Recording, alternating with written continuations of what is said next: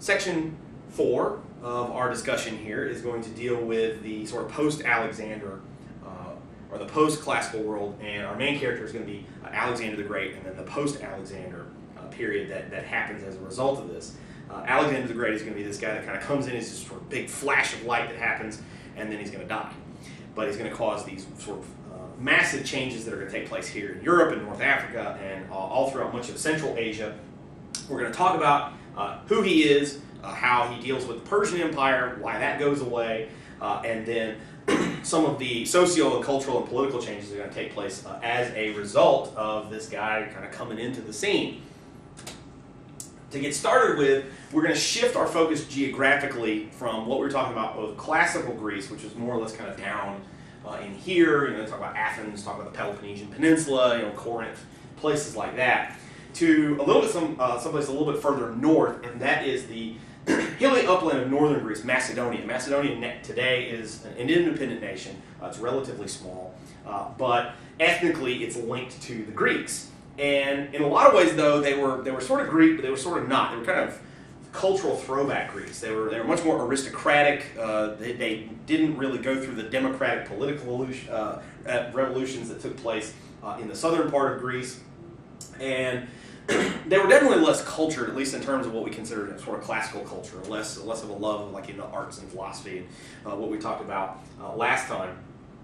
And so the Greeks of the classical age definitely had that as something that was very different than the Macedonians. And they tended to look backwards with nostalgia towards the Mycenaean culture. And if you look at some of their art and their language and their other cultural traditions, they look back on the Mycenaean age and they're like, those are the guys that we really want to be, rather than the Athenians, for example, who had a much more modern view of themselves politically and socially. And so we're also going to see that most of the people were farmers and country folk. You have fewer cities, so less urbanization that takes place there. And so this is going to be some major cultural differences between the two. The first guy we got to talk about is not, in fact, going to be Alexander himself, but the guy who really gets this kicked off is going to be his father, Philip II. And he's the one that's going to unite Macedon politically. But he essentially kind of wins the leader's lottery in the fact that gold is discovered in the hills nearby.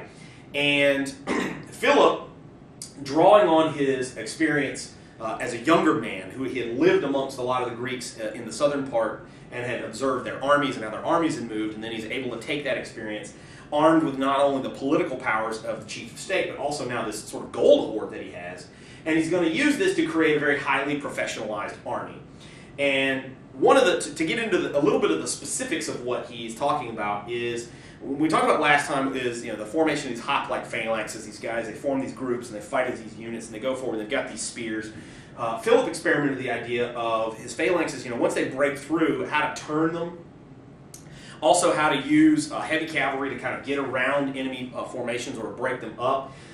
And so his was sort of the next kind of logical evolution in warfare. But what this did was this put him several steps ahead of his potential enemies on the Greek mainland. Now, the period where Philip comes into power is when a lot of these Greek city-states are kind of vying with each other for political power and control. They're not as united as they had been. The Peloponnesian War had happened and kind of broken them all apart. And so Philip now is going to come in with the Macedonians as a contestant for hegemony over the Greeks. And long story short, a series of wars are going to take place, and he's going to defeat the Greeks here at a big blow-off battle at Chaeronea. And so now they're united under Philip's leadership.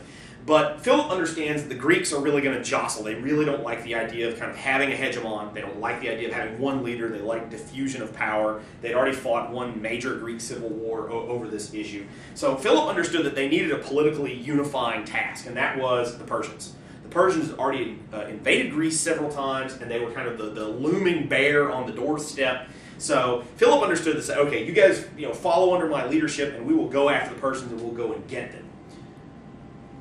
What would have happened if that plan had come to fruition? We'll never know, because Philip is going to meet his grisly end at the assassin's time of choosing. And what that means is his young son Alexander is forced to be the new leader of all this. Interesting little synopsis of Alexander. He's only 20 when he becomes the leader of the Greeks. But his vision, at least the one that he is going to give specifically for what he's trying to do, is to conquer Persia and all of its empire, which is actually pretty crazy. This would be like saying, well, Florida, our goal is to conquer the rest of North America. What? You know, it's pretty screwy. And then once he had done that, pretty much the idea that most historians kind of lean towards is, yeah, he's probably going to just keep conquering until he conquered the entire planet, and then maybe after that, I don't know, build a ladder to the moon and see if he could conquer that. That was definitely one of his goals, right? But he was more than just a war guy. He was actually pretty far-sighted. He built cities. He brought along scientists. He was interested in exploring what, to him, as a Greek guy, was new areas. He was interested in the ethnic differences that kind of divide people up into different groups. But he was also this guy that would ride into the thick of battle with his men, and this had a pretty strong, inspiring morale impact on his armies, and this explains a little bit of why he's able to do what he's able to do in Persia. Well, when Alexander takes over the reins of power, he understands that these Greeks that have been kind of, jostling against Philip's control are probably going to get even more worried about him. So he continues along with his father's vision and says, okay, we've got to go after the Persians. This is what's going to give us a unifying kind of force. Also, it does serve a strategic purpose. The Persians are right here, and we've got to do something about them, right? He's going to invade the Persian Empire with only about 37,000 men. Generally speaking, he is outnumbered somewhere on a scale of about 5-1 in most of these engagements. One of the major differences, though, is that his men are professionals, and a lot of the people that he's going to be fighting, even though they may outnumber them pretty heavily, they are going to be conscripted guys who are not as well trained and aren't as seasoned, and in many cases are not as well equipped. Well, he's going to drive off the first Persian army at a place called Granicus, and this is going to secure Ionia and much of the coastline. Because part of Alexander's plan is, while he understands that he is a smaller army, he also understands that he can be then a faster army. He can move from place to place. He can choose his fields of battle where he wants. And though coming with that means he's got to win, because if you're going to be moving around and you're not going to have bases of supply, and you're going to take over a city and turn that into like your fortress to use, what that means here is you're going to have to forage for food. If you get pushed backwards into an area that you've already kind of stripped of food, then you're going to be in trouble. It's pretty straightforward to understand the Ionian Greeks are going to join in with Alexander. They've been trying for decades to get rid of Persian control anyway, and so when they see some of these guys come in that they recognize as Greeks, and say, okay, yeah, we'll pitch in with you, no problem. But he also uses local nationalism of other groups. Hey, you don't want to be under the Persians. You want to be, with us. We're the new power. And this is how he starts dealing with the Persian Empire. He doesn't attack it all at once. He starts peeling it away layer by layer until there's a lot left. There's not much left over. The Persian emperor at this point is a guy named Darius III. And once this invasion of the Persian Empire sort of sets off alarm bells at the Persian capital, he gathers a very large army and he starts chasing after Alexander's forces. Well, Alexander picks a pretty good spot near the Issus River, which is a really narrow field. You've got some hills on one flank and you've got the ocean on the other, and it's kind of bisected in the middle by the Issus River. What that means is it's not quite as an extreme example like you'll see, for example, at the Battle of Thermopylae, where you get this really narrow gorge that takes place. But you do have a battlefield that is going to limit the Persians' numbers. Alexander is going to lead this attack, and basically his plan is to punch through one flank of the Persian army, but instead of coming around kind of behind them and trapping them, because there are so many of them, is he's going to wheel the body here, the main body of the horsemen, to attack Darius's headquarters personally.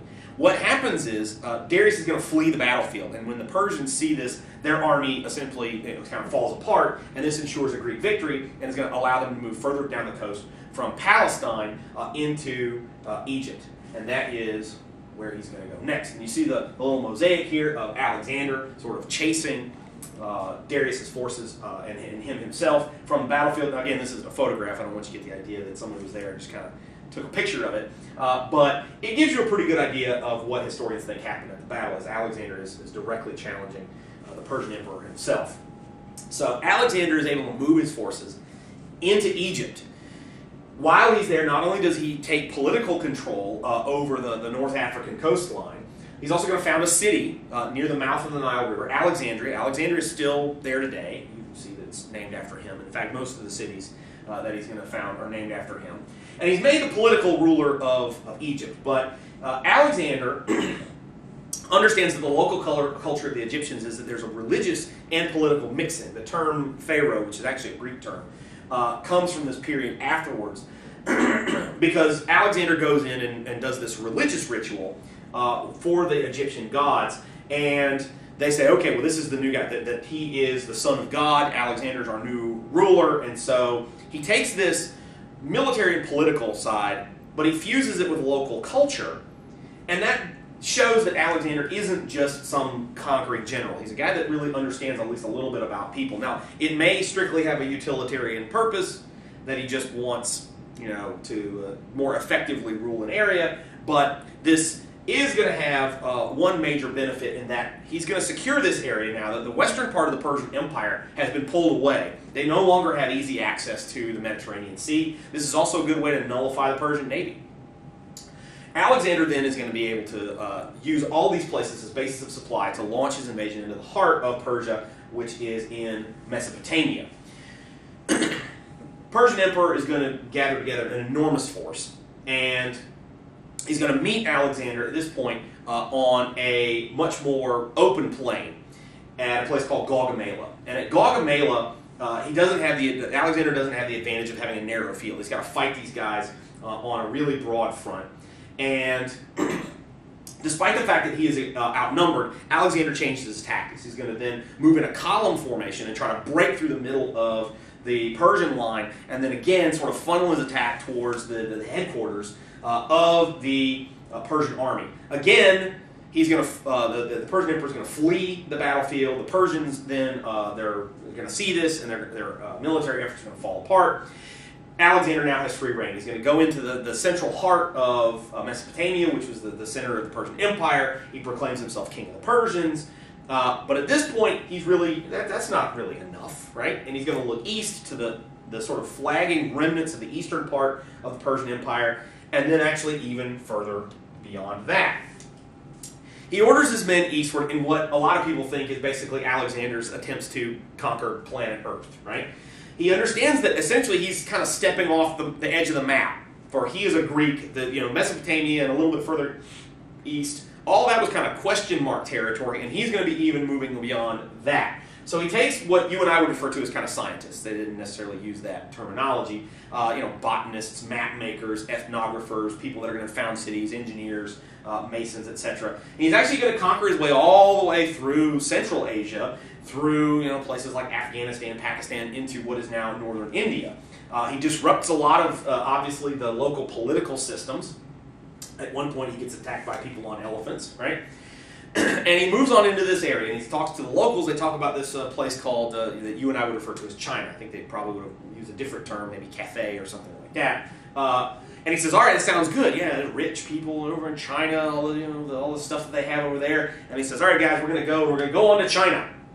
But his men, no, look, we've been fighting for years and years and years. We've got all this loot. We've got all these women that we've taken, and we would really like to go home. And so a sizable portion of his army basically refused. They said, no, they mutiny from this. And so fine, he marches many of them back through the desert, getting a lot of them killed, and he returns to the Persian capital, which is now his capital, but dies shortly thereafter. He dies at the age of 33, probably assassinated, possibly dies of disease. It's really hard to know for sure what happened to him so long after the fact, but at 13 years he conquered this enormous empire. This map gives you an idea of kind of where we're talking about. They're starting out here in Greece, and then follows his career as they go through the Middle East, North Africa, back here into Mesopotamia, and then into Central Asia with these major advances. So the question here, when we talk about Alexander, more than just the general, more than just the king, what exactly does he want? On the one hand, he encouraged the Greeks to intermarry with people that he conquered. He also adopted Persian style in dealing with Persians and different local customs in dealing with local people. He also understood the need to use local individuals for local governmental service. Now, the question that you have here is, well, is Alexander exhibiting some kind of idea of this, common spark of humanity, or is he just trying to be an efficient administrator for what was then a worldwide empire? We don't know. Was he really this Greek guy in sort of multicultural clothing, or was he really this multicultural guy who was trying to kind of change the world? His death at the age of 33 is going to put all that into a question that we can't answer. Questions that we can answer, though, are what effects did Alexander's conquests have? By changing the Persian Empire into a Greek-dominated one is one that's going to have profound social and political effects the world over, right? This is first and foremost going to spread Greek culture to what were then the edges of, to the Greeks, the known world, right? Greek scientists, Greek architects, Greek traders, Greek government people, they're all going to take over the Eastern Mediterranean world. Alexander's cities that he had founded, or the ones that he had made major administrative centers, are going to be the bases of power. This does a number on getting rid of the idea of city-state democracy.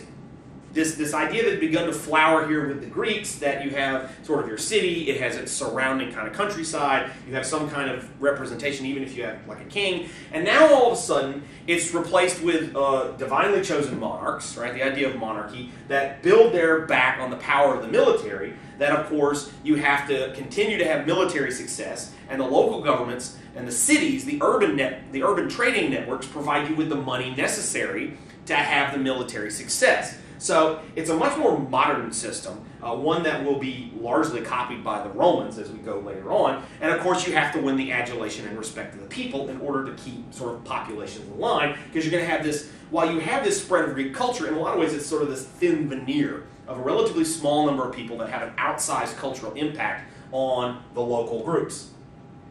This is the breakdown of what these Hellenistic kingdoms, or these Greek kingdoms here in the eastern part of the Mediterranean and all the way into Asia are going to happen. You're going to have one sort of major one here in Greece, another major one that's going to take place in Egypt, and then the really kind of big one that's left over in the middle. To give you an idea of kind of what happens to these guys in Greece itself, with Alexander's death, there's going to be a great deal of chaos. The Greeks were never completely comfortable with the idea of hegemonic rule, and various local people are going to try to replace Alexander as the one leader, and then of course there's efforts to pull back from that. You want localization. You're going to have 50 years of civil war that's going to lead to a guy named Antigonus, who's the grandson of one of Alexander's generals. He's going to unify Macedon, and he's going to sort of unify all of Greece, but never really totally. And what we're going to see is eventually some of these Greek city-states are going to get involved in messing around with Roman politics on the Italian peninsula, which is going to bring the Romans in. And once you bring the Romans in, the Romans are going to take over the Greeks, because the Greeks remain divided, right? The one in the middle is going to be taken over by a guy named Seleucus, right? And Seleucus is a general from Alexander, and he's going to get the biggest chunk of what had been the old Persian Empire. But of course he's going to do a pretty good job of Hellenizing it. Now the problem that the Seleucids have, right, the ensuing dynasty from this guy, is pretty much the same problem that the Persians were starting to experience with their empire, that is internal national groups wanting to break away and have their own independence. First you're going to see India's going to break away under Chandragupta Maurya. It was the furthest outpost from the center in Mesopotamia anyway. Then you're going to see that the big problem maker is going to be Pergamum in northwestern Turkey under the Attalians. They're going to cause a lot of problems. And of course, Pergamum is going to bring in this germ that will be the Seleucids' destruction, and that is they start asking for help from Rome. The Romans start getting involved in these wars in the east, and once you have Roman legions with boots on the ground, eventually everything that the Seleucids had are going to be taken over by the Romans. Last but not least, right, is the Ptolemaic kingdom. Ptolemy was another one of these military subalterns of Alexander, and he is going to proclaim himself the king of Egypt. And his descendants are the ones that are actually going to be using this title Pharaoh that you and I would recognize. It's a Greek term. It means master of the palace, etc. Right? It's actually going to last the longest of the three main kingdoms.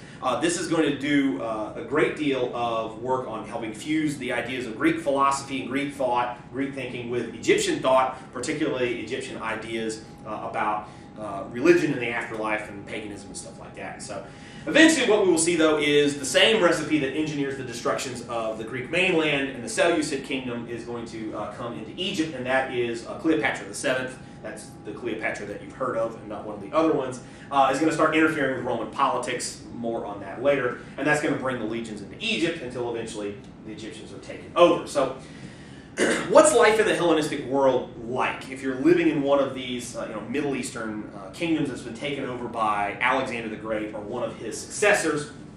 Ever increasingly, the rulers need the military to maintain power. As I mentioned, the cities, they become these centers of commerce, but not necessarily the political power. And this is the real breakdown of the old city-state system. The cities are dependent upon the rulers for protection. The rulers are dependent upon the city-states for the bureaucracy and the money that they need to manage the people and pay the armies.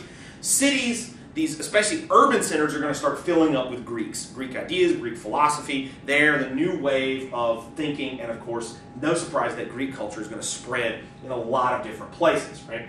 Now, on the economic front, farming and manufacture are going to expand, which is exactly what we would see due to the fact that you've got lowering trade barriers all over the place, and that's going to fall on land and at sea because of greater political autonomy of these people that Alexander takes over, right? So you've got larger commercial zones that's going to lead to an increase in quantity, but not necessarily in terms of quality. We don't see sort of massive technological or technique changes in terms of farming and manufacture at this point, right? You're also going to see some changes on the day-to-day level, right, where women begin to make some advances in terms of public participation, but mostly this is restricted to upper and upper middle class women.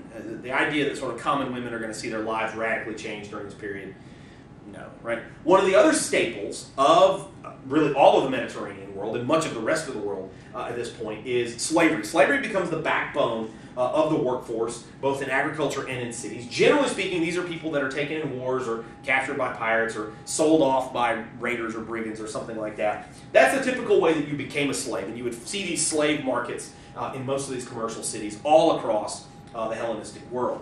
Education is becoming more widespread, but it's still limited class-based to the upper groups, right? We're also going to see much more standardization. Naturally, you want the smartest person that you can afford teaching your kid, and so generally speaking, it's the Greeks and these Greek philosophers that come out of these Greek philosophy schools. They're the ones that are going to be brought in, and it shouldn't surprise us that Greek then becomes the sort of language of education for a lot of these people.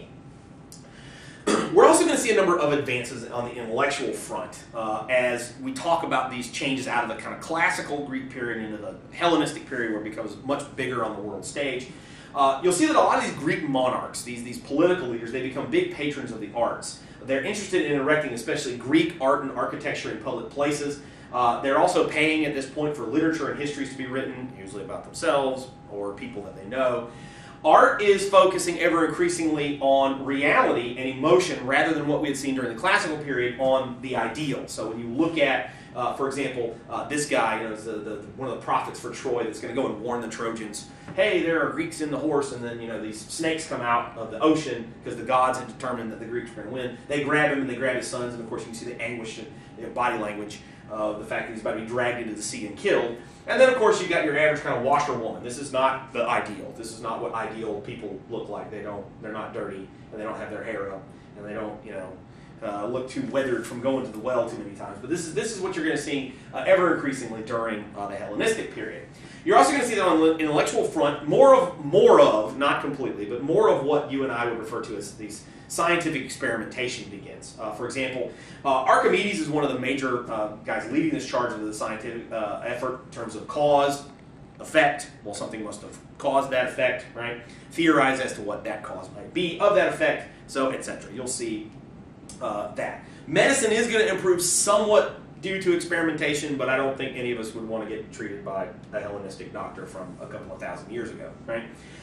Hellenistic philosophy is ever increasingly focused here on the problem of human happiness. What is it to be happy? Should you be happy? Or how do you become happy? You'll see a couple of these philosophers. I don't really have time to go through all of them. Epicurus, who is sometimes misquoted as being kind of hedonistic, right? Because his quote, "Eat, drink, and be merry, for tomorrow we may die," was more of a placid kind of statement that you shouldn't go out and just get wasted and party every day because tomorrow you could drop dead. It was more you should seek pleasure in the world. And speaking of the value of friendship, but he was actually a much more moderate kind of influence than some people who kind of quote him or misquote him out of context, right? Stoicism was another major philosophical movement at the time, that virtue was kind of its own reward, that you lead this kind of self-denying life of service and hard work to other people, and then you would have this true happiness, because this was, they attributed back to religion, the will of the gods, right? Also, the Stoics believed in this divine spark in all of humanity. Now, both of these ideas are pretty popular in the Hellenistic world. We'll see, especially the Romans are going to like Stoicism. They really like the Stoics. It's not going to be total Stoicism among the Romans, but you'll see a lot of similarities when we talk about them. Another one of the major contributions here for later religious activity is the introduction here of these mystery religions. Paganism at this point had really gotten to the point where a lot of people were in contact with a lot of other different types of people, and many of these people, like the Greeks, had multiple gods, and then they're meeting other people who had multiple gods, and they're having all these religious festivals. The Romans had multiple gods, and it was this really huge kind of, in many cases, confusing array of deities.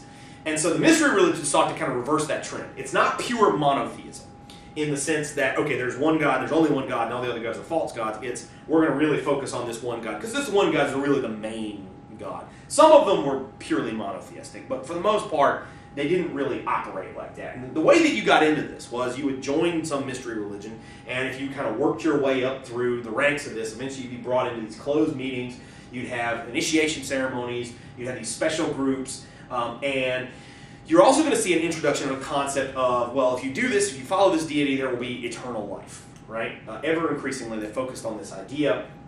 And whatever the guiding principles of these different faiths were, you'd be educated with this, right? And if you really got kind of high up in the hierarchy of these religions, you could be taken to a special room, shown like a holy object, like a cup that the god drank from, a lock of their hair, I don't know, right? And of course, you had a number of secret rituals that you would be initiated to, right? Often cases, these mystery religions, all of these, they were highly emotional. The idea that you were making an emotional kind of one-on-one connection with this god, right? Isis cult was probably most popular, but you saw a number of these. There was a Persian sun god was really popular. There were a number of these pagan gods that developed followings for a while, and then they kind of faded away, and then they came back. So these are the major scenes of this. So this is the Hellenistic world, and this is what happens. And so when we get back together next time, we'll talk about how everything changes beyond this.